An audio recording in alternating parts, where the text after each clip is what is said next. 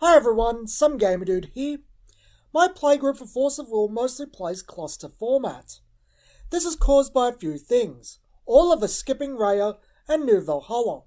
The massive power imbalances between Force of Will, Co-Force of Will, and I Spy Force of Will, and a long-standing belief that Force of Will is at its best in cluster format. New Frontiers has always resulted in cards that shouldn't be interacting, as they weren't designed with each other in mind, doing just that, resulting in a format that isn't enjoyable to participate in. We deviate a little here. Alice Origins versus Saga, as Alice Origins can compete with Saga 1 and 3 fairly okay, but the point stands, cluster format. This resulted in me sitting here, seeing stacks of Force of Will cards from the Force of Will Co days, wanting to play them again. Since we played most of them to death back in their own day in a competitive sense, I decided to make my own casual format. One more focused on character, theming, fun, and a few balance tweaks. The base of the format is the Alice Lapis New Frontiers. 7 Kings of the Land through to Echoes of the New World. The reason for this is that with some tweaks and selective bannings, it has the least chance to produce a degenerate deck due to an unintended combination of cards that bypasses my own restrictions. I'm open to a potential Raya inclusion, but Grim is very iffy and would need extensive testing. Most of early Alice's issues are caused by Grim Cluster after all. Decks have a restriction placed on their construction. Identity matters. You can only include cards of your ruler's colour identity and races/types mentioned in their text of either of their sides.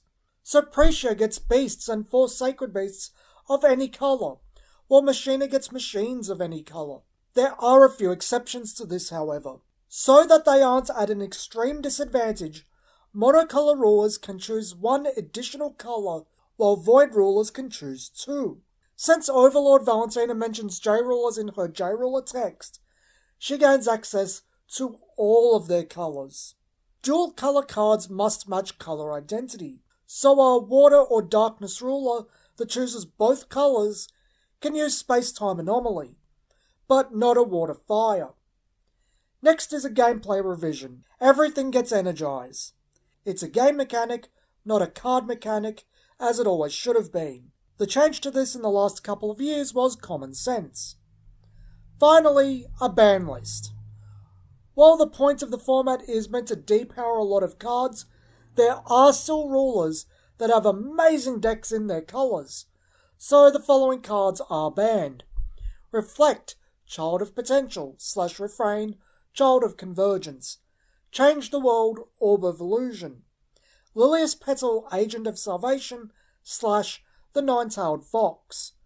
Precia, True Beastmaster.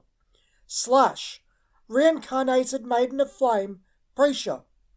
It might seem a bit strange to go after Lilius Petal rather than Griffin, but the ban essentially does the same thing, as I can't imagine Lilius would get used without Griffin, while Griffin needs a bit of work to get there under these restrictions. The easiest way to achieve it is dropping Griffin early via Soul Hunt, then ramping into Dance of Shadows. Given Dance of Shadows is 4 will converted, I don't have much of an issue with getting Griffin out turn 3, then losing it after it becomes a blocker for a turn and having to drop another copy to do it again.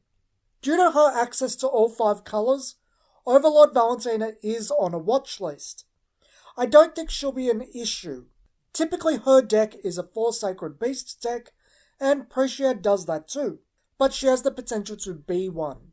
As I said in the opening, this format is designed to bring some life back into the older cards in a fun and flavourful format designed for casual play. I recommend when making a deck, make it flavourful. Either take a character in the story and build from that, or make a what-if deck. A deck type I've been playing with is Life Gain Charlotte Knights of the Round Table. Light water deck, where she gains Gloria after the death of Faria.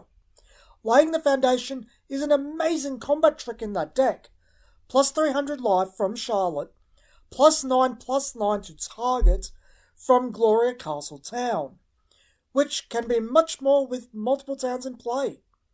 Not saying you have to completely adhere to this. My Invading Demon Valentina deck uses Arthur Deadlord of Vengeance to debuff the field so I can kill things with separation of body and soul, then create a chain of those.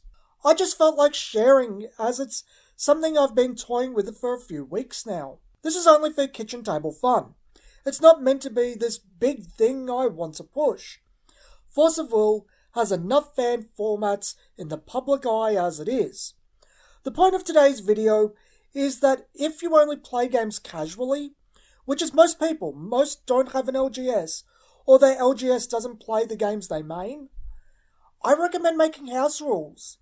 They don't have to get big like Commander, that's not even the point. Just tailor the experience to you and your friends. Make it the best experience for you. No one is forcing you to stick to the publisher's rules. Always remember, it's your cards. Play with them however you like. But if you like the format I presented today, be sure to tell me. I'm more curious about the what-if decks you concoct. But this isn't the only Force of Will format video I have. So next time I'll be talking about some other alterations to Force of Will to make it a better experience. But those aren't of my own design. This has been Some Gamer Dude, and thanks for watching.